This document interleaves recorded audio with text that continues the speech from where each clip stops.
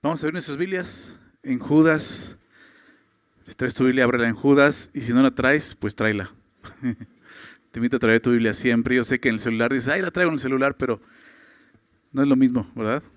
En el celular te empieza a distraer, ya sabes. Si vas a sacar tu celular, entonces ponlo en modo de avión o algo para que no te moleste, ¿ok? Si vas a estar leyendo ahí tu Biblia. La idea es que podamos estar concentrados en lo que Dios nos quiere hablar y enseñar, ¿ok?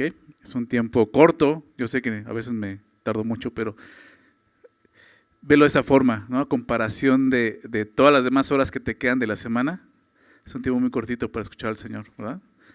Juntos, ¿ok? Espero que todos los días te dispongas a pasar un buen tiempo con el Señor, a escuchar su palabra, pero hagámoslo con la atención debida, ¿ok?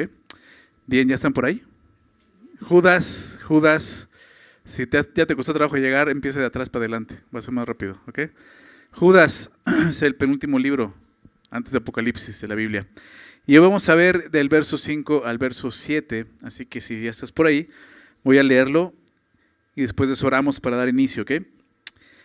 Dice, mas quiero recordaros, ya que una vez lo habéis sabido, que el Señor, habiendo salvado al pueblo, sacándolo de Egipto, después destruyó a los que no creyeron, y a los ángeles que no guardaron su dignidad, sino que abandonaron su propia morada, los ha guardado bajo oscuridad en prisiones eternas para el juicio del gran día. Como Sodoma y Gomorra y las ciudades vecinas, las cuales de la misma manera que aquellos, habiendo fornicado e ido en pos de vicios contra naturaleza, fueron puestas por ejemplo, sufriendo el castigo del fuego eterno. Señor, esta mañana agradecemos que nos traigas comida en este lugar, que tengamos este espacio y este lugar para poder reunirnos y escuchar tu palabra, poder venir, adorarte, bendecir tu nombre, reconocer que eres nuestro Dios, Señor. Y ahora queremos hacerlo a través del estudio, Señor, de tu palabra y rogamos, Señor, te rogamos que aquel que inspiró estas letras, estas palabras, Señor, estas ideas, sea que nos hable el día de hoy, Señor, nos revele a cada corazón, Señor. Que sea tu Espíritu Santo acompañándonos, Señor, y guiándonos. Señor, como hablamos al principio, por favor, quita toda distracción que pueda haber en este lugar y en nuestra mente, en nuestro corazón, toda preocupación o afán. Señor, hazlo a un lado para que solo podamos escuchar lo que tú tienes que decirnos hoy, Señor, por favor. Queremos honrarte a través del estudio de tu palabra y lo que te pedimos en el nombre de Jesús. Amén. Muy bien. La semana pasada empezamos a estudiar esta carta, veíamos que la carta está enfocada en una batalla, ¿verdad? Y es la batalla espiritual, la batalla de la fe. Pero esta batalla es diferente, ¿no? Vimos la semana pasada más o menos de qué se trataba, ¿no? Es como estar en una guerra, en un campo de guerra, donde no hay balas, no se oyen balas, no se escuchan balas, pero sí se escuchan ideas, principios, doctrinas diferentes. No hay bombas, pero sí hay tentaciones. No hay tanques, pero sí filosofías y corrientes culturales que quieren derribar nuestra fe, nuestra creencia. Y esa es la guerra que tenemos por delante. Exactamente lo que Judas describe, una batalla espiritual por la fe, ¿no? Y Judas habla, lo vimos la semana pasada, desde la urgencia y la advertencia, ¿ok? Quiero leer versos 3 y 4 para recordar el contexto. Dice ahí, amados, por la gran solicitud que tenía de escribirles acerca de nuestra común salvación, me ha sido necesario. Veamos eso. Hay una urgencia porque él dice, yo quería hablarles, tenía gran solicitud, ¿no? Gran deseo de escribirles acerca de la salvación, pero hay algo más necesario, dice, ¿ok? Escribirles exhortándoles que contiendan ardientemente por la fe, ¿ok? La fe que ha sido una vez dada a los santos, y es esa batalla en la que estamos, ¿ok? Pero veíamos que empezó a describir a esos enemigos, ¿no? ¿De qué se trata esa batalla? En la batalla hay un enemigo, ¿no? Sabemos que ese enemigo principalmente es Satanás, ¿no? Con sus aliados, huestes espirituales de maldad en las regiones celestes, pero actúan aquí, ¿verdad? Y actúan a través de hombres impíos. Y es lo que empezó a describir la semana pasada, ¿no? Este enemigo, estos enemigos, falsos maestros que llegaban y corrompían, ¿no? La doctrina. Ahorita vamos a ver lo que dice el verso 4, pero empieza ya la descripción de ellos, ¿ok? Fíjate el verso 4, porque algunos hombres han entrado encubiertamente, los que desde antes habían sido destinados para esta condenación, ¿ok? Hombres impíos que convierten en libertinaje la gracia de nuestro Dios y niegan a Dios, el único soberano, y a nuestro Señor Jesucristo. Este tipo de cáncer estaba entrando al cuerpo de Cristo, ¿ok? Hombres impíos que, como ya vimos, torcían las escrituras, ¿verdad? Cómo tomaban la gracia y la usaban como una licencia para pecar, o sea, la convertían en libertinaje, ¿verdad? Y es un error, lo vimos la semana pasada. Pero no solo eso, al actuar así negaban a Dios, negaban la soberanía de Dios y negaban al señorío de Cristo, ¿ok? Para esos hombres, como lo vimos en el verso 4, dice que han sido destinados para esta condenación. Y aquí en esos 3 versículos que vamos a estudiar el día de hoy nos muestra de qué se trata esta condenación, ¿ok? La Biblia nos habla de un Dios lleno de amor, ¿verdad? En primera de Juan vimos eso, Dios es amor. Más que un Dios lleno de amor, un Dios que es amor, ¿ok? Pero de repente la gente confunde, ¿verdad? O más bien no conoce a este Dios de amor y piensa que porque es Dios de amor al final va a perdonar a todos, ¿verdad? Porque ama a todos. Pero no es así, ¿por qué? Porque también es un Dios santo, ¿ok? Es un Dios santo, perfecto, un Dios que aborrece el pecado, ¿ok? ¿Por qué? Porque es en contra de su propia naturaleza. Entonces un Dios santo y un Dios justo. ¿A dónde voy? Es un Dios que no va a pasar por alto el pecado, ¿ok? Es un Dios que va a juzgar el pecado. Por lo tanto, nos habla del juicio de Dios. Y esos 3 versículos nos hablan precisamente del juicio de Dios, ¿no? Y es importante entender esto, ¿ok? El pecado ha provocado la ira de Dios, ¿ok? Romanos habla, ¿no?, de aquellos que no se arrepienten, que siguen atesorando ira para el día de la ira y el justo juicio de Dios, ¿no? Romanos 2. Entonces, es algo real que a veces no queremos escuchar, ¿verdad? Quisiéramos simplemente, tú háblame del Dios de amor, no me hables de un Dios que está enojado, no me hables de un Dios que va a traer un juicio, que está irado contra el hombre, ¿verdad? Pero la Biblia habla de eso. Y estamos llegando a un pasaje donde nos habla acerca de eso. Entonces, sin un tono de asustarte, ¿no? Más bien como Judas lo presenta, más bien con un tono de advertencia y urgencia. Necesitamos entender lo que él está hablando aquí, ¿ok? Porque aún eso también lo sabemos para nosotros. Entonces, por ese tono de urgencia, de advertencia, es que Judas va a presentar 3 ejemplos históricos que nos muestran que la gracia de ninguna manera es una licencia para pecar, sino es un llamado a perseverar en la fe, ¿ok? Guardando nuestro llamado y viviendo en santidad para Dios, ¿ok? Entonces vamos a ver el verso 5, empieza a hablar del primer ejemplo, pero dice esto: mas quiero recordaros, ya que una vez lo habéis sabido, que el Señor, habiendo salvado al pueblo sacándolo de Egipto, después destruyó a los que no creyeron. Lo primero que nos dice es esto, algo que debemos de poner atención. Mas quiero recordarles, dice, ya que una vez lo han sabido. Da por hecho cosas, ¿verdad? Que estos creyentes ya sabían, ¿verdad? Y es muy interesante que la Biblia muchas veces en la exhortación, ¿no? Pablo lo hacía mucho, nos muestra eso. Hay cosas que ya deberían de saber, ¿ok? Hay cosas como hijos de Dios ya debemos de saber, lo da por hecho. Claro, había algo que ellos ya sabían porque ya se les había sido enseñado, pero ¿cuántas cosas hemos aprendido de Dios nosotros?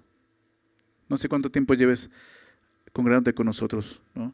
Quizás llevas un par de meses, quizás sea poco, ¿no? Pero creo que ya escuchaste bastantes cosas acerca de Dios, ¿no? Quizás llevas medio año, pues más, 1 año más, 2 años más, 5 años más, 10 años, ¿no? O sea, ¿cuántas cosas hemos aprendido de Dios? ¿Cuántas cosas hemos visto acerca de su amor y su poder? Piensa en eso, ¿ok? Hay cosas que no debemos olvidar. Ese es el sentido de la exhortación. Mas quiero recordarles, ya que una vez lo habéis oído, ¿ok? Cosas que no debemos olvidar, que deben estar siempre presentes en nuestra mente y en nuestro corazón. Santiago, en su carta, lo vimos en su momento, Santiago 1, verso 22 a 24, nos exhorta a no ser oidores olvidadizos, ¿recuerdas? Se nos da mucho. Venimos, escuchamos, pero salimos y olvidamos lo que Dios nos habló, ¿verdad? Y aquí está dando por hecho que no podemos permitir eso. Quiero recordarles que ya han oído esto, porque son cosas que debemos de saber. ¿Y de qué va a hablar? Pues esto, lo que decía al principio, del juicio de Dios.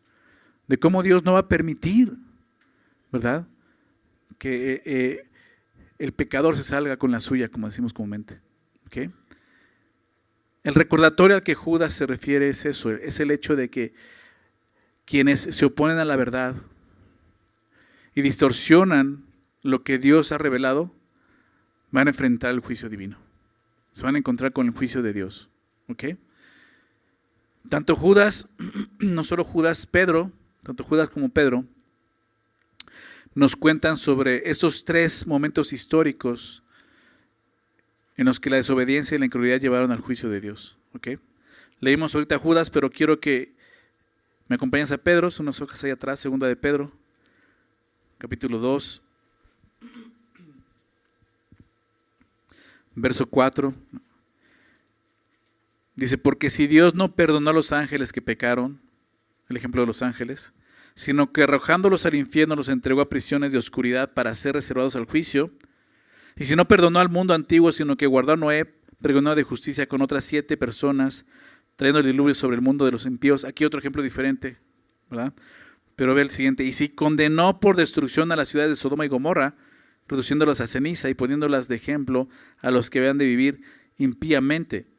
Entonces vemos cómo usa también Pedro unos ejemplos, 2 de ellos iguales, los mismos ejemplos que usa Judas, ¿no? Y aquí muchos dicen, no, porque hay muchas similitudes en la carta de Judas con la de Pedro. Muchos llegan a la conclusión de que realmente Judas, digamos así, como que copió algunas cosas de la carta de Pedro, ¿no? Y no que sea un copión, sino realmente fueron cosas que quizás recibió, aprendió y quiso enseñar a otros, no en ese sentido. Pero lo que vemos que sí son cosas que ya les han sido enseñadas, ¿te das cuenta? Pedro le había enseñado, Judas le había enseñado, y el tema es lo que te decía, ¿ok? Dios va a traer su juicio sobre aquellos que no se hayan arrepentido. Entonces, como vemos, ambos se refieren a Sodoma y Gomorra, así como a los ángeles que pecaron, ¿verdad? Sin embargo, mientras que Pedro habla sobre el mundo antes del diluvio, Judas se centra en el pueblo de Israel, ¿no? En su salida de la tierra de Egipto. Entonces, son cosas que él está diciendo, esas cosas ya las hemos hablado, ya las saben. ¿Okay? Por eso lo dijo en el verso 4, ¿no? Los que desde antes habían sido destinados para esta condenación, ya sabían qué tipo de condenación, pero va a recordarnos qué tipo de condenación. Y dice el verso 5, que el Señor, habiendo salvado al pueblo, sacándolo de Egipto, después destruyó a los que no creyeron. ¿Okay? Es muy interesante lo que vemos aquí. La palabra salvar, salvado, se refiere a la liberación que Dios trajo de Egipto. ¿Okay? Una liberación milagrosa del Señor a favor de su pueblo Israel, al sacarlos de la esclavitud de Egipto. ¿Okay? Y el Señor, lo que vemos en Éxodo, ¿no? No vamos a ir para allá, solo vamos a ver un pasaje, pero son varias historias que ya debes de conocer, ¿no? Es lo que está diciendo. Ya son cosas que sabes.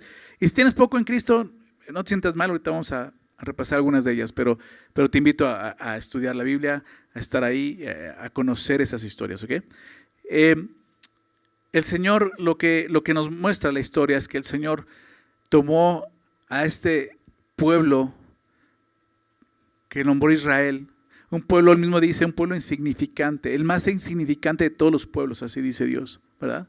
Porque de repente Israel pensaba que era algo muy especial, que por eso Dios los escogió. Dice, no, yo no los escogí porque fueran especiales, ¿verdad? Son especiales porque yo los escogí, es muy diferente. Y es lo mismo con nosotros, ¿ok? Entonces el Señor tomó a este insignificante pueblo y lo liberó, ¿ok? Éxodo comienza con un grito de auxilio. Si has leído Éxodo capítulo 1 empieza con un grito de auxilio, clamando por el dolor y la opresión que vivían en la tierra de Egipto como esclavos. Y Dios escucha ese clamor y los libera de esa miserable esclavitud que enfrentaban en la tierra de Egipto. Y al hacerlo, Dios les estaba revelando 2 aspectos fundamentales de su naturaleza. ¿Cuáles son estos aspectos? Su amor y su poder, ¿verdad? El Dios de amor, lleno de gracia, compasión, misericordia, pero también un Dios poderoso, omnipotente, ¿ok? La salida de Egipto fue un evento marcado por muchos milagros, ¿verdad? Si conoces la historia, ves las plagas, ¿verdad? Ves cómo salen, ¿no? Destruyen a los primogénitos y al último ves cómo cruzan el Mar Rojo. O sea, fue algo increíble, ¿verdad? Yo sé que de repente ya estamos acostumbrados a las historias y dejan de sorprendernos en un momento, pero fueron cosas milagrosas y sorprendentes. ¿Estás de acuerdo? Dios está mostrando su poder. Muchas veces en la Biblia cuando habla de ese acto, de lo que Dios hizo, habla del brazo fuerte de Dios que liberó al pueblo. Porque Dios pudo haberlo sacado de otra forma muy sencilla, ¿no te parece? Muy sencilla. ¿verdad? Pudo haber convencido a Faraón de que los dejara sin ningún problema. ¿No te parece? ¿Qué era lo que Dios quería? Que ellos que le conocieran, que vieran con qué Dios estaban tratando, obviamente con el Dios vivo y verdadero, pero un Dios lleno de amor, de gracia, de misericordia, pero también un Dios todopoderoso. Eso es lo que Dios estaba mostrando. A través de estos diversos milagros fue una manifestación tangible del amor de Dios y a través del cual Dios buscó que el pueblo de Israel conociera su gracia y su poder. Sin embargo, a pesar de ver esas muestras claras de su amor y su poder, miles de ellos no creyeron. Perecieron en el desierto. Eso es lo que nos está diciendo aquí, ¿verdad? El Señor, habiendo salvado al pueblo, sacándolos de Egipto, después destruyó a los que no creyeron. ¿Okay? Judas nos recuerda que Israel presenció, experimentó, vio milagros. ¿Okay? Había recibido liberación, pero la incredulidad persistía. ¿Okay? Esa incredulidad persistente terminó con ellos. Números, toda esta historia del Éxodo son varios capítulos, no vamos a leer eso, ¿ok? Pero tú puedes leer desde Éxodo 1 hasta Éxodo 12, vas a ver todas las historias de cómo Dios con brazo fuerte los sacó de Egipto. Pero en Números, esta misma generación que fue sacada de ahí, que presenció todos esos milagros, vamos a ver cómo responde así con incredulidad, ¿ok? Aquí en la historia de Números 13, es bastante historia, pero Números 13 cuenta de cómo Dios, ellos llegan a la tierra prometida, ¿no?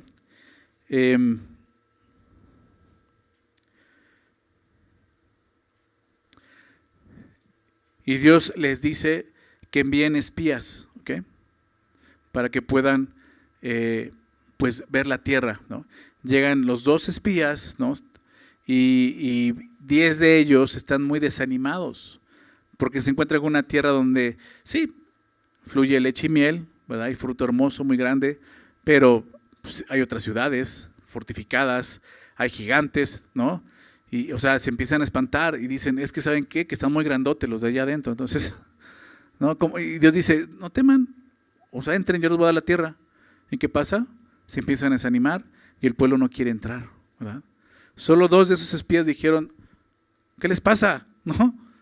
O sea, debemos de creer en Dios. Dios nos dijo, Dios lo va a hacer. Y es Caleb y Josué, ¿ok? Entonces, ahí es donde se ve esa incredulidad. Y ocurre esto, en Números 14, vamos a ver el juicio, ¿no?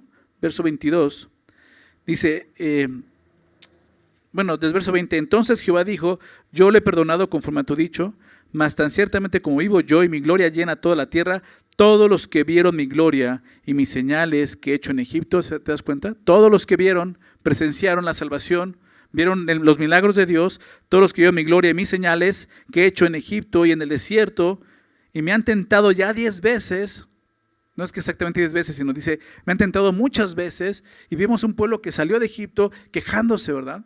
Y desconfiando de Dios. Nos trajiste aquí para morir, etcétera, etcétera. Debes de conocer esa historia. Dice, me tentaron ya 10 veces y no han oído mi voz. ¿Verdad? Y no han oído mi voz.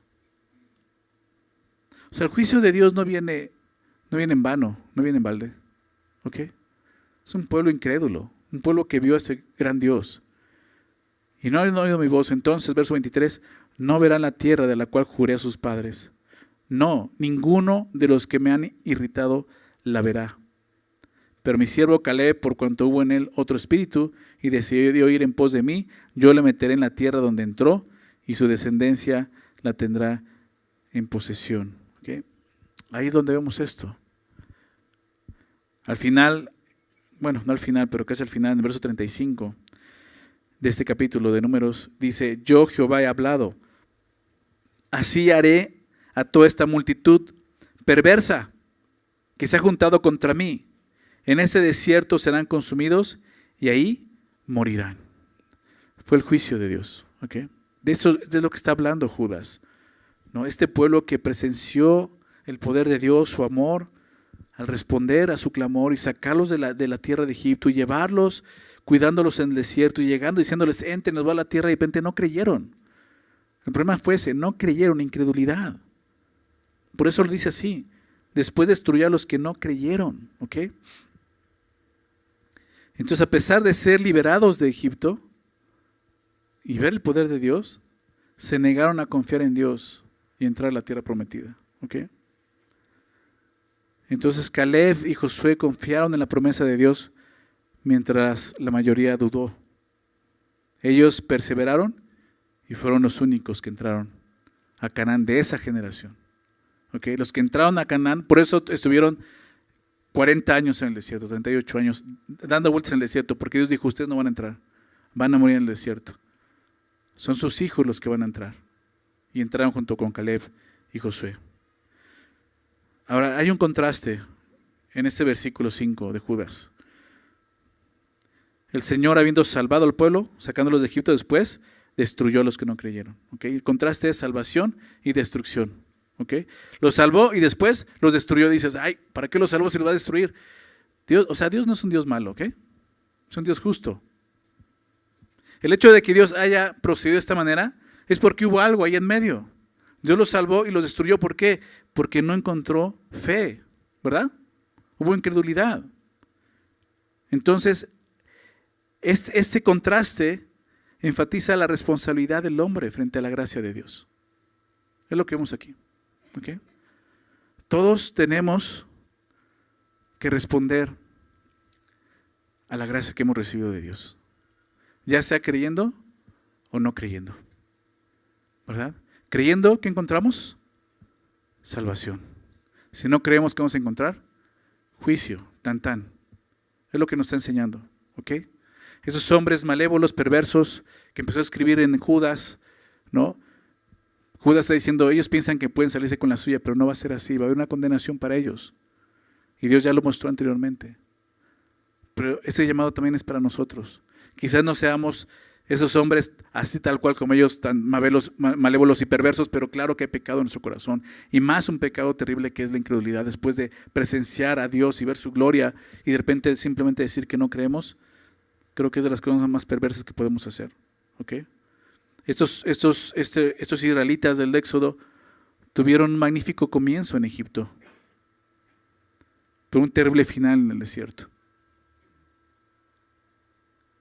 Y eso puede sucedernos a nosotros. El hecho de haber tenido un buen comienzo en el cristianismo no garantiza que el final será tan glorioso como imaginamos al inicio. ¿Ok? ¿Qué tenemos que hacer?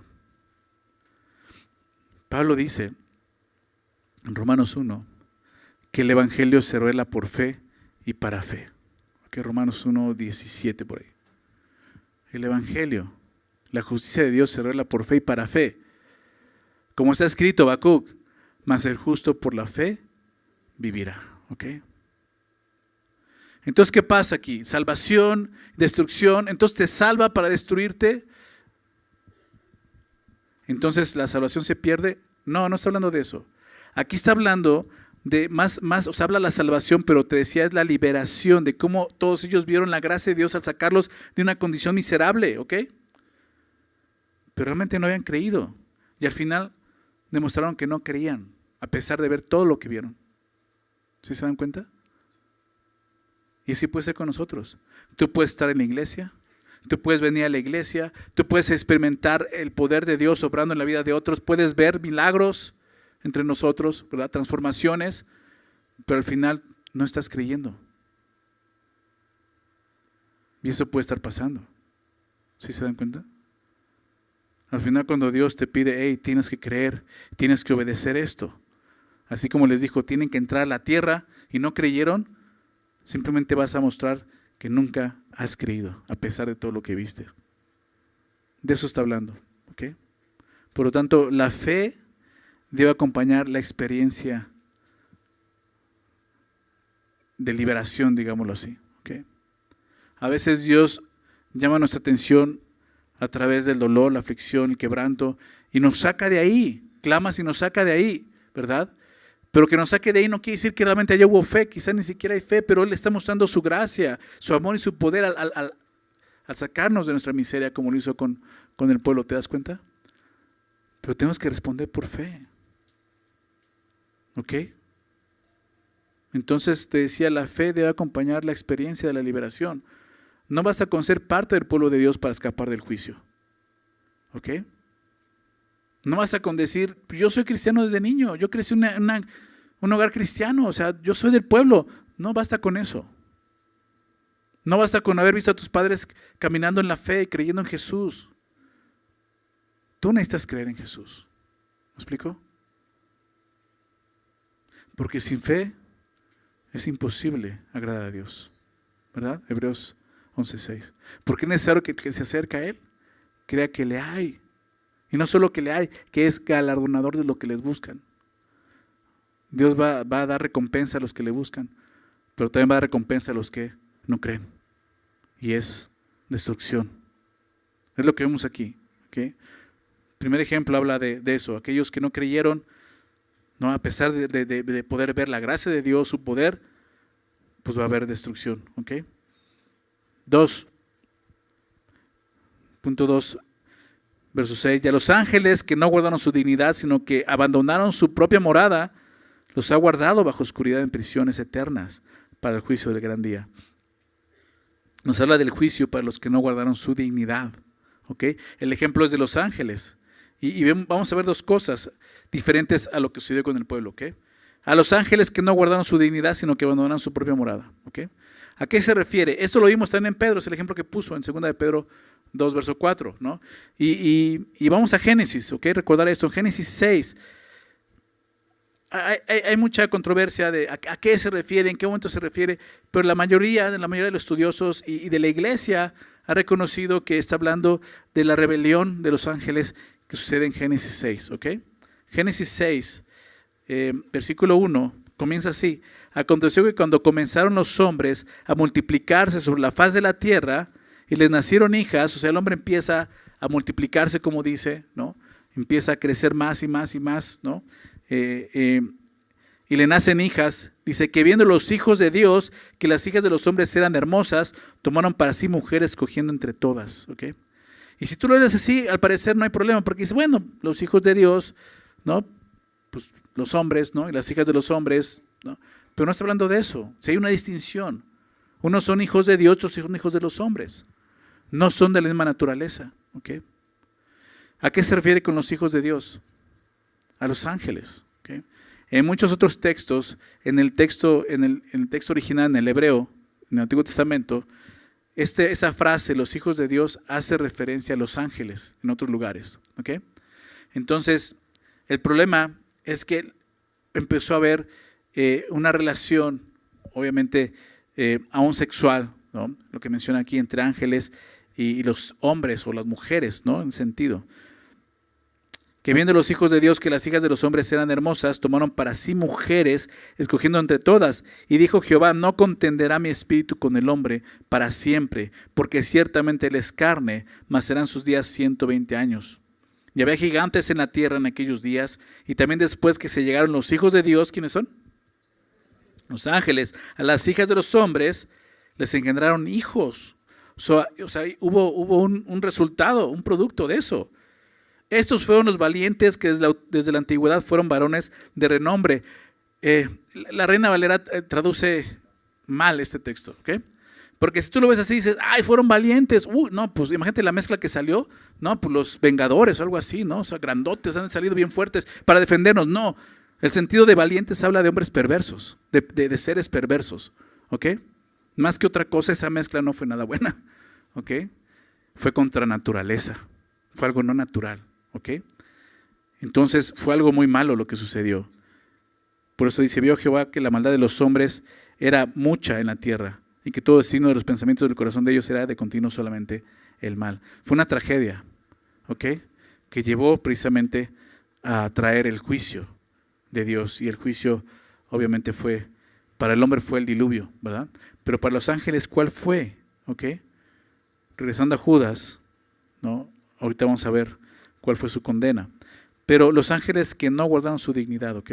Entonces Judas quiere demostrar que incluso los seres espirituales están sujetos al juicio de Dios. ¿Ok? No solamente a los seres humanos. O sea, Dios ha traído su juicio, aún a los ángeles. ¿Ok?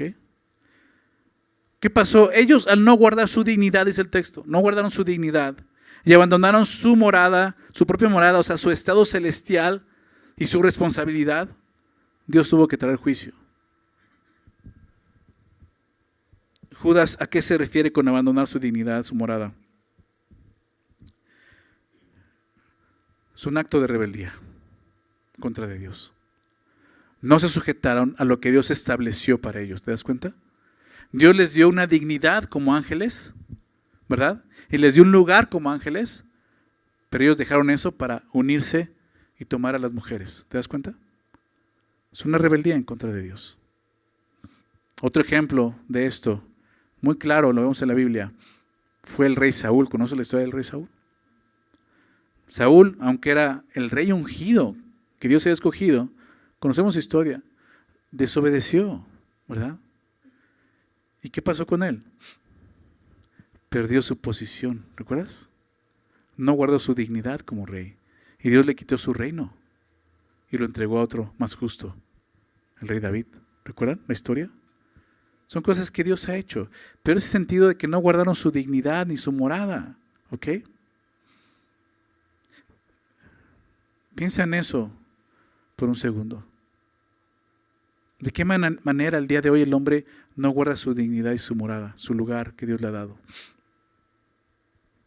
Es lamentable ver cómo el ser humano ha cometido este gran pecado delante de Dios el día de hoy. Hombres y mujeres que en el nombre de la diversidad, la inclusión y la tolerancia le han dado la espalda a su Creador, abandonando su dignidad y su morada, su posición. Al final, si no se arrepienten, llegará al juicio de Dios. Eso es lo que el hombre hace el día de hoy. ¿No es así? El día de hoy, tan sencillo como, pues, yo no soy hombre, soy una mujer. ¿Te das cuenta de eso? Yo me percibo como mujer. Entonces todos tienen que verme como mujer. ¿Qué está haciendo? Esto. Abandonando su dignidad. ¿Te das cuenta? No está guardando su dignidad y está abandonando su propia morada. Dios nos ha dado un lugar a cada uno de nosotros, como seres humanos, como hombres y como mujeres. Y cuando no estamos de acuerdo con ese lugar, con esa dignidad y con ese lugar que Dios nos da, estamos siendo rebeldes, estamos cometiendo el mismo pecado que cometieron nuestros ángeles. ¿Te das cuenta? El decir yo no acepto que soy un hombre. Oye, biológicamente, o sea, eres un hombre. Sí, pero yo no quiero eso. Los ángeles, oye, tú eres un ángel, ¿por qué te mezclas con las mujeres? ¿Sí se dan cuenta que es lo mismo? Es rebeldía en contra de Dios. Quiero tener un cuidado en esto, pero es la verdad. O sea, la homosexualidad, el lesbianismo, todo lo que vemos el día de hoy es rebeldía en contra de Dios. No es otra cosa. No es otra cosa. El hombre ha tratado de batallar de una u otra forma mostrando que es algo natural, ¿ok? Que no es un problema suyo. Echando la culpa. Dios me hizo así, Dios no te hizo así, es tu pecado. Es la corrupción que hay en tu corazón. ¿Ok? Si tú vas con un doctor y te examinan y ven los cromosomas que eres y dice, ¿eres hombre? Pues eres hombre. Si eres mujer biológicamente, eso es lo que Dios te dio. Eso es lo que Dios te hizo. El decir, no, es que yo no me siento hombre, discúlpame, eso es corrupción. Es un pecado que hay en tu corazón. ¿Verdad? Y es el mismo pecado que todos tenemos. Es nuestra inclinación, esas concupiscencias, nuestra inclinación y pasiones desordenadas por lo malo, lo que no agrada a Dios. O sea, al rato vamos a llegar a ese punto. ¿Te das cuenta? Aceptar cosas que son sumamente pecaminosas. Aceptar la concupiscencia como algo natural. No es natural, es contra naturaleza. Es algo que Dios eso es nuestro pecado. Y precisamente fue lo que Jesús vino a resolver en la cruz. ¿No es así? Cristo vino a morir por nuestros pecados. ¿Para qué? Para que ya no vivamos esclavos de concupiscencias, esclavos del pecado. Para darnos libertad y poder experimentar esa libertad. y ser lo que somos realmente en Cristo. Cristo viene a darnos dignidad, ¿te das cuenta? Y viene a darnos el lugar que Dios quiso desde un principio que tuviéramos. El hombre se ha corrompido y ha dejado ese lugar. Pero Cristo vino a salvarnos, ¿se dan cuenta? Es rebelión, no es otra cosa más que eso. Rebelión contra el Dios creador. ¿Ok? Regresando al texto, estos ángeles no guardaron su dignidad, abandonaron su propia morada. ¿Y cuál fue la consecuencia? Los ha guardado bajo oscuridad, en prisiones eternas para el juicio del gran día. ¿Okay? Esos ángeles están guardados en prisiones. ¿Okay? Están ahí esperando su sentencia. Ni siquiera están sueltos, o sea, no son los demonios que el día de hoy pueden operar. ¿Okay? Esos están ahí guardaditos, esperando ese día. ¿Okay? O sea, es la rebelión, ¿ok? También los otros demonios se rebelaron en algún momento contra Dios, yéndose del lado de Satanás. Pero estos inmediatamente fueron encerrados, dice el texto, ¿ok? Guardados bajo oscuridad para el juicio del gran día, ¿ok? Ellos están en prisiones eternas que ellos mismos eligieron cuando decidieron separarse de Dios. Y están esperando el juicio de Dios. El juicio del gran día es una referencia al juicio final, ¿ok? En el cual todos los demonios, ¿no? Esos ángeles caídos, por eso se le llama ángeles caídos, ¿ok? No es que porque cayeron del cielo, cayeron de su dignidad y de su lugar, ¿te das cuenta? Y por eso también en Génesis 3 se conoce como la caída del hombre. No porque, se tropezó y cayó en pecado, no, es porque cayó de ese estado que Dios le dio, ¿te das cuenta? A corrupción, ese sentido de la caída, ¿ok? Dejas ese lugar. Eso fue lo que pasó con los ángeles. Entonces el juicio final, el juicio del gran día es esa referencia al juicio final, ¿no? Donde los ángeles, Satanás, serán arrojados al lago de fuego que ha sido preparado para ellos. Y no solo para ellos, para todos los que quieran seguirle, los impíos. Un juicio de manera definitiva. Mateo 25:41, Jesús habló de esto. Mateo 25:41. Entonces dirá también a los de la izquierda: apartaos de mí, malditos, al fuego eterno, el fuego preparado para el diablo y sus ángeles. Ese fuego no fue preparado para el hombre, fue preparado para el diablo y sus ángeles, pero los impíos van a ir ahí porque quieren ir ahí. ¿Ok? Yo sé que es el juicio de Dios, pero realmente el hombre no va ahí porque Dios lo mande ahí, es porque eligió ir ahí, ¿me explico? Porque no quiere a Dios. No quiere someterse a Dios. Entonces, lo que le sigue es esto.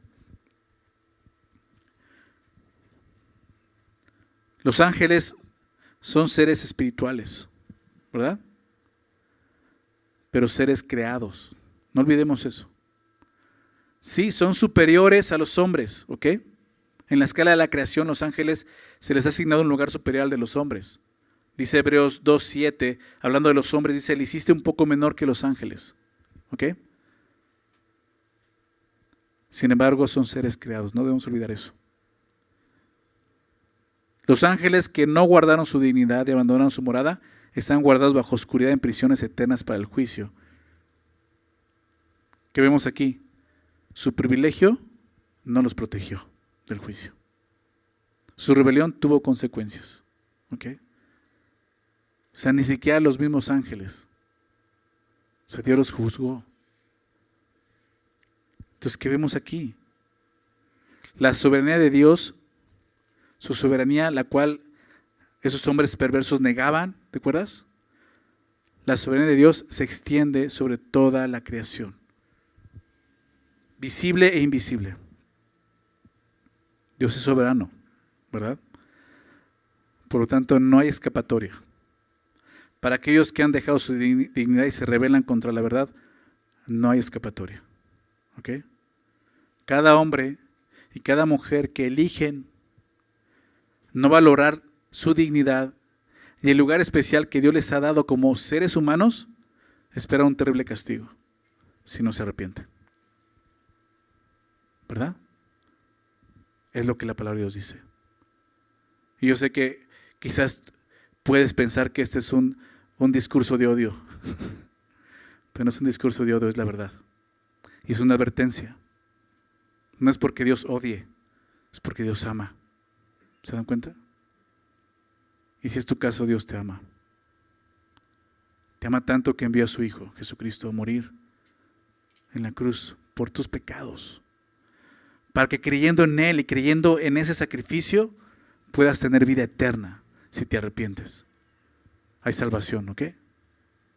Para los ángeles no hubo esa oportunidad, ¿verdad?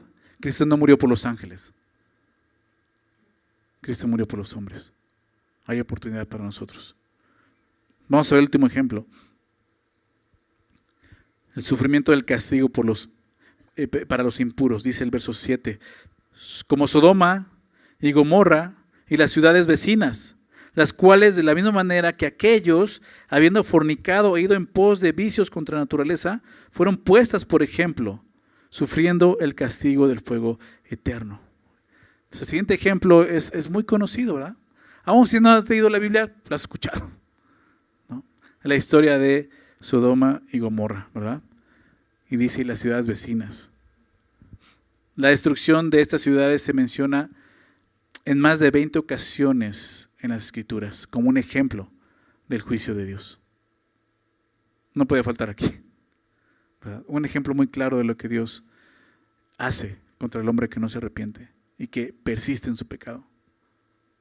Esas ciudades, dice, las cuales de la misma manera que aquellos, ¿a qué se refiere con aquellos? Por el contexto inmediato, la referencia a aquellos es a los ángeles que acaba de mencionar, pero también Judas podría estarse refiriendo a los falsos maestros que estaban convirtiendo en libertinaje la gracia de Dios en el verso 4, ¿verdad?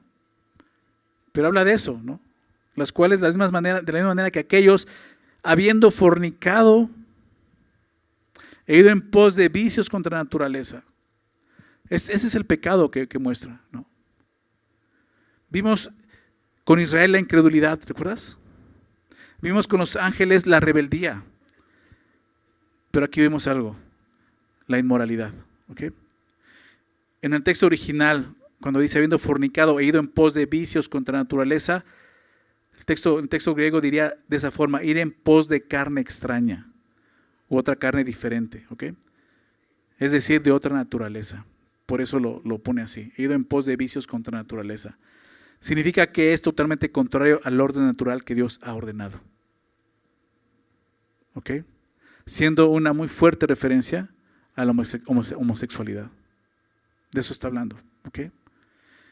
Romanos 1, déjame darte otro pasaje donde vemos claramente esto. Romanos 1, versículos 26 y 27. Anótalo, Romanos 1, 26 y 27. Empieza a hablar de aquellos que no le dan gracias a Dios, no le dan gloria y terminan envanecidos, ¿verdad? Su corazón entenebrecido, ¿verdad? Sus razonamientos totalmente negros, ¿verdad? Y terminan adorando a la creación más que al Dios que los creó. Y dice en el verso 26, Romanos 1, 26, por eso Dios los entregó a pasiones vergonzosas, ¿ok? No, entregar no es que Dios te obliga, simplemente Dios te está diciendo, no te está agarrando, hasta que tú dices, quita tu mano, yo quiero entregarme a eso, y te entrega eso. ¿Eso quieres? O sea, Dios no nos va a forzar. ¿Te das cuenta que sí hay un libre albedrío? Hay una decisión. Y Dios dice, simplemente te entrego. Por eso Dios los entregó a pasiones vergonzosas, pasiones que dan vergüenza de lo que está diciendo. Pues aún sus mujeres cambiaron el uso natural. Las mismas mujeres, ¿te das cuenta? Yo recuerdo cuando era niño y se empezaba a hablar acerca de la homosexualidad. Era homosexualidad, ¿verdad? Hombres con hombres. Pero pensar que mujeres con mujeres, después empezó a hablar de lesbianismo y bisexualidad, y era así como, oye, pues ¿a dónde vamos, no? Pero desde ese tiempo ya había, fíjate, dice el texto, pues aún sus mujeres cambiaron el uso natural. Igual que los ángeles, dejan su morada, ¿te das cuenta? Su dignidad. Cambian el uso natural porque es contra naturaleza. Vicios contra naturaleza, dice Judas. ¿Te das cuenta? El hombre, es la descripción de ese hombre sin Dios en Romanos 1. Queriendo ser sabios, se hicieron necios. Y cambiaron la gloria del Dios incorruptible en semejanza de animales, reptiles, etc. Y el día de hoy ya el hombre está así, cegado, entenebrecido. Y uso una palabra, pues sí, muy fuerte. Idiotizados. Peleando por cosas que son antinaturales. Y dices, no es posible que estemos llegando a esto. Y todo tiene que ver con la rebelión, ¿te das cuenta? No acepto lo que Dios dice que soy. No acepto el orden de Dios. No me quiero someter al orden de Dios. Quiero hacer otras cosas. Quiero experimentar otras cosas. Quiero conocer otras cosas. Y es la corrupción humana. Lo vemos aquí. Eso se escribió hace 2000 años. Y de igual modo, también los hombres, no son las mujeres, los hombres dejando el uso natural de la mujer, se encendieron en su lascivia unos con otros. El texto es claro, o sea, no tengo que indagar más, ¿verdad? O sea, dejan de tener relaciones sexuales con la mujer y entonces unos contra otros, ¿no? Te lo digo porque muchos tuercen esto. No es que no está diciendo eso.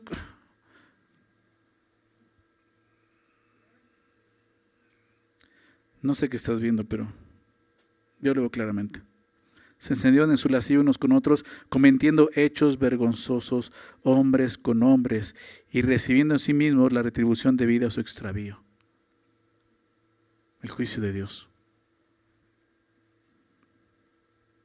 Un ejemplo muy claro de eso son estas ciudades de Sodoma y Gomorra. La historia bíblica cuenta cómo cuando los ángeles llegaron a Sodoma y Gomorra para advertir a Lot del juicio divino que iba a venir, ¿te acuerdas? Génesis 19. ¿Qué quisieron hacer? ¿Qué querían hacer los habitantes de Sodoma y Gomorra? Saca a esos hombres, queremos conocerlos. Y sabes que la palabra conocer en la Biblia habla de relación sexual. Queremos conocerlos sexualmente.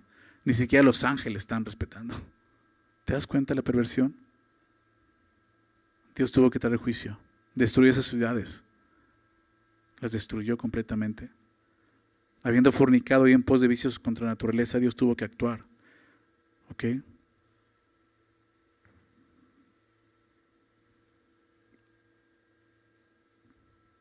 De la misma manera que estos ángeles que hablamos en el verso 6 cometieron inmoralidad sexual con los seres humanos, los habitantes de Sodoma y Gomorra se entregaron a todo tipo de perversión sexual. Y por eso fueron puestas, por ejemplo, dice el verso, sufriendo el castigo del fuego eterno. ¿Okay? Son un ejemplo, un mal ejemplo, obviamente. El ejemplo de lo que sucedió con Sodoma y Gomorra es presentado como una advertencia, aún para nosotros. ¿Ok? Sufriendo el castigo del fuego eterno. El fuego eterno, Judas lo usa como un sinónimo del juicio definitivo. ¿Ok? Sodoma y Gomorra son el ejemplo de inmoralidad desenfrenada, que terminó en un juicio y destrucción. Fueron puestas como una advertencia para todos. Entonces, al igual que los ángeles caídos, al igual que la incredulidad del pueblo de Israel, todos sufren consecuencias por la rebelión y el pecado. Y es lo que vemos ahí, ¿no? Esto tiene que a nosotros realmente advertirnos, ¿no? Si en nuestro corazón hay maldad y Dios nos está mostrando que hay perversidad, necesitamos hacer algo. No podemos seguir viviendo así. La santidad, porque esto habla, lo que Dios ha hecho por nosotros, es apartarnos, ¿verdad? Santo es apartado. Como creyentes Dios nos ha apartado. ¿Ok? Eso fue lo que hizo con Israel, ¿verdad? Fue un pueblo suyo, los apartó del mundo. ¿Ok?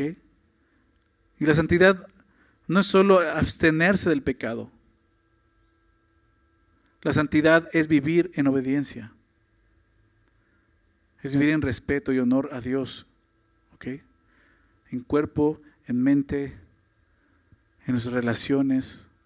Es dejar que Dios gobierne. Es honrarle a Él, es servirle a Él, ¿te das cuenta?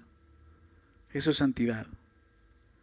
No importa que la cultura cambie, no importa que la presión aumente, no importa que el pecado comience a normalizarse, Dios nos llama a ser diferentes. Ser santo como Él es santo, ¿verdad? Ese es el estándar. Lo dijo Pedro, ¿verdad? ¿Sabías eso? El estándar para nosotros, como cristianos, es Dios. Es la santidad de Dios. Dice, eso es imposible. Para el hombre es imposible, pero para Dios, nada es imposible. Cuando se trata de Él y de su gloria, nada es imposible. ¿Qué necesitamos? Reconocer que hay en nuestro corazón. Hay incredulidad, hay rebelión, hay inmoralidad. Empieza por reconocerlo y arrepiéntete, ¿ok? Como conclusión, a través de estas ilustraciones, Judas advierte esto, que Dios no hace excepción de personas, ¿verdad? Aún en el juicio no hace excepción de personas. Y aquellos que viven impíamente, rebelándose a su voluntad y enseñando perversidades contra la revelación bíblica, como esos hombres que va a describir más adelante, deben esperar el mismo juicio. El mismo juicio que se ha manifestado a lo largo de la historia de la humanidad. Si el pueblo elegido por Dios, si los ángeles y las ciudades impías fueron castigados, de ninguna manera estos falsos maestros escaparán del juicio divino. Es lo que Judas nos está enseñando aquí. Va a continuar describiendo su maldad, pero comenzó describiendo su juicio. Y en esos tres ejemplos que enfatizan esto, que la gracia de Dios no puede ser tomada a la ligera. ¿Ok? Enfatiza eso, la gracia de Dios no puede ser tomada a la ligera. Y la rebelión, esa rebelión deliberada contra Dios, va a llevar a un juicio seguro. Eso es lo que vemos. Dios ha mostrado su gracia a todos nosotros. ¿Verdad? Y si no, solo ve a la cruz. Ve a Jesús muriendo por tus pecados. El justo por los injustos para llevarnos a Dios. El Hijo de Dios muriendo por nosotros. Entonces, que la gracia de Dios no sea en vano para nosotros. Porque si es en vano, va a haber un juicio, como vemos aquí. Judas entonces nos muestra que el juicio no es arbitrario, ¿ok? El juicio es una respuesta a la transgresión, una transgresión deliberada. Entonces, el juicio de Dios es justo y seguro, es lo que vemos, ¿verdad? Es justo y seguro. Sobre el hombre, sobre ángeles, sobre sociedades corruptas. El juicio de Dios es justo y seguro. Y cada individuo es responsable delante de Dios de sus actos. Como vimos, no basta con privilegios pasados, como Israel, es que yo soy de familia cristiana, eso no es suficiente, ¿ok? Tú eres responsable de tus actos. No basta con tu naturaleza, como los ángeles. No puedes escapar del juicio de Dios. La única forma de hacerlo es creyendo en Cristo. La gracia, como vimos en Israel, la gracia y la liberación no aseguran salvación, ¿ok? Lo que asegura la salvación es la fe. La fe. La fe. Por eso nos dijo, exhortándoos que contendáis ardientemente por la fe, ¿verdad? Efesios 2:8. Por gracia sois salvos. Pero hay un medio, ¿verdad? ¿Cuál es el medio? Por medio de la fe. ¿Te das cuenta? Puedes experimentar la gracia, pero eso no te va a salvar si no tienes fe. Y es lo que vimos con Israel. Nos lleva a examinar realmente si hay fe en nuestro corazón. Porque al final, si no hay fe, va a haber un juicio. Y lo vemos con Israel, ¿ok? Entonces, la fe activa es necesaria. Examina tu fe. Aún incluso si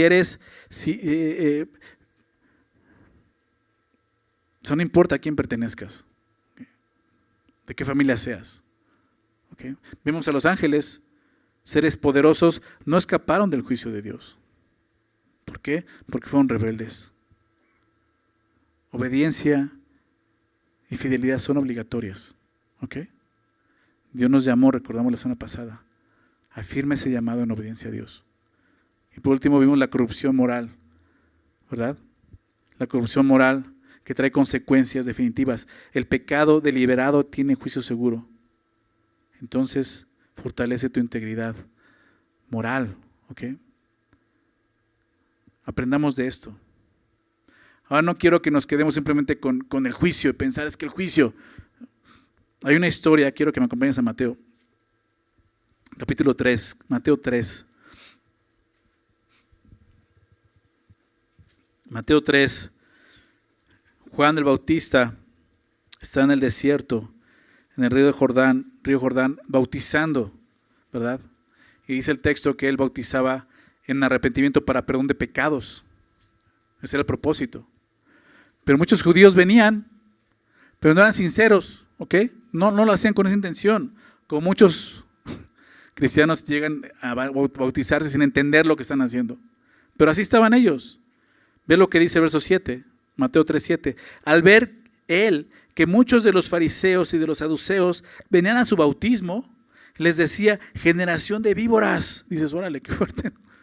Espérate, Juan, se están bautizando, dales chance, ¿no? No, ve lo que va a decir. Generación de víboras, ¿quién os enseñó a huir de la ira venidera? ¿No? ¿Qué está diciendo ahí? Ustedes solamente vienen porque están huyendo de la ira venidera. O sea, vienen por si las dudas, ¿no? Cuidado, no se trata de eso. No se trata de buscar a ver dónde para huir de lo que viene. Va a haber una ira venidera, sí, va a haber juicio, sí, pero no se trata de huir de la ira venidera. Fíjate lo que dice Juan. Haced pues frutos dignos de arrepentimiento, ¿ok? Y no penséis decir dentro de ustedes mismos, Abraham tenemos por padre, los israelitas, ¿no? No, pues ya somos del pueblo de Israel, ¿no? Abraham es nuestro padre, somos salvos. Dice, no piensen decir eso porque yo os digo que Dios puede levantar hijos de Abraham aún de estas piedras. Pues eso no te da salvación. Y ya también el hacha está puesta a la raíz de los árboles. Por tanto, todo árbol que no da buen fruto es cortado y echado en el fuego. ¿No? ¿Qué está diciendo Juan? ¿Qué nos enseña? Esto no se trata solo de huir de la ira venidera, sino de huir a los brazos del Salvador. ¿Te das cuenta? Se trata de eso. No solamente, no quiero ir al infierno, entonces voy a creer en Jesús. No, cree en Jesús por lo que Él ha hecho por ti, por quién es Él. Y disfruta de la vida eterna, que es una recompensa, porque el juicio ya lo tienes. Ese ya te lo ganaste con tu pecado. Pero puedes recibir salvación. Y el día de hoy, si no lo tienes, tú puedes recibir salvación. Quiero adelantarme un poquito en Judas. ¿Cómo va a terminar la carta en el verso 24? Fíjate lo que dice Judas 24. Y aquel que es poderoso para guardaros sin caída y presentaros sin mancha delante de su gloria con gran alegría. Es una promesa. Si tú el día de hoy decides poner tu fe en Jesús para salvación, tienes esta promesa. Aquel que es poderoso para guardarte sin caída. Y no solo eso, presentarte sin mancha delante de su gloria con gran alegría. Es el Salvador, ¿te das cuenta? Es el Señor Jesús. Por eso, regresando al tema de la lucha espiritual, no temas, no retrocedas, no te rindas. Contiende ardientemente por la fe, guardando tu llamado y vive en santidad para Dios. Vamos a terminar con una oración, ¿les parece? Señor Jesús, gracias por este texto. Gracias, Señor, porque nos enseñas el tipo de Dios que eres. Obviamente el único Dios vivo y verdadero, pero nos manifiestas ese gran Dios que eres, poderoso, lleno de gracia y misericordia, pero también un Dios santo, como veíamos, Señor, un Dios que no va a permitir la maldad, Señor, ni el pecado. Va a tratar con ellos y va a haber un juicio, Señor. Es real, va a suceder, porque ya sucedió en la historia, Señor. Lo vimos con Israel, el pueblo que tú mismo elegiste, Señor. Al no creer, murieron, perecieron en el desierto, Señor. Lo vimos con los ángeles que tú creaste, seres celestiales, los cuales les diste una posición un poco más elevada que los hombres. Les diste cierta dignidad y se rebelaron. y cayeron, Señor, de su posición. Abandonaron su morada, Señor. Y ahora están en prisiones oscuras, Señor, eternas, esperando el juicio final. Y el ejemplo lo veíamos hasta más conocido, el ejemplo de estas ciudades de Sodoma y Gomorra, Señor, ciudades perversas, mucha inmoralidad. Y no es diferente a lo que vemos el día de hoy en nuestra sociedad. Ciudades que no se arrepintieron, Señor, y al final recibieron el justo juicio tuyo. Señor, así será. Y así será con aquellos, Señor, hombres perversos que se introducen en tu iglesia, tuercen tu gracia, Señor, y no respetan tu señorío.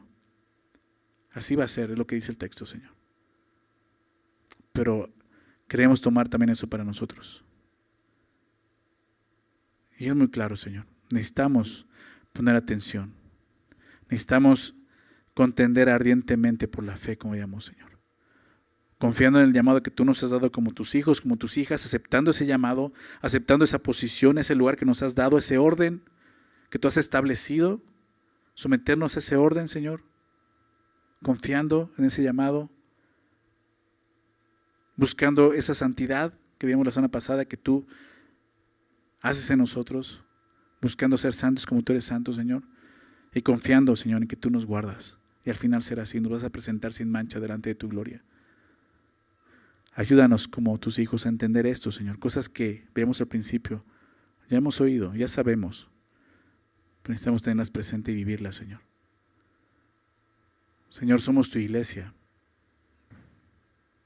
Somos tu iglesia, Señor.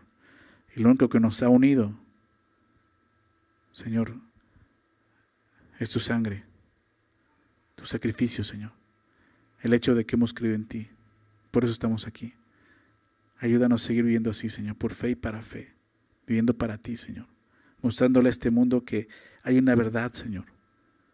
Y esa misma verdad quiere traer salvación. Por favor, Padre. Cada vez este mundo está más corrupto. Los tiempos son más difíciles, más oscuros, pero es donde la luz brilla, Señor. Y queremos eso como tu iglesia. Ayúdanos a brillar en este mundo de tinieblas, Señor. Gracias por tu palabra. Sabemos que tu palabra es nuestra lumbrera nuestro camino, quien nos alumbra, pero también es la que alumbra a través de nuestras vidas. Así que haz esa obra en nosotros, Señor. Lo pedimos en el nombre de Jesús. Amén.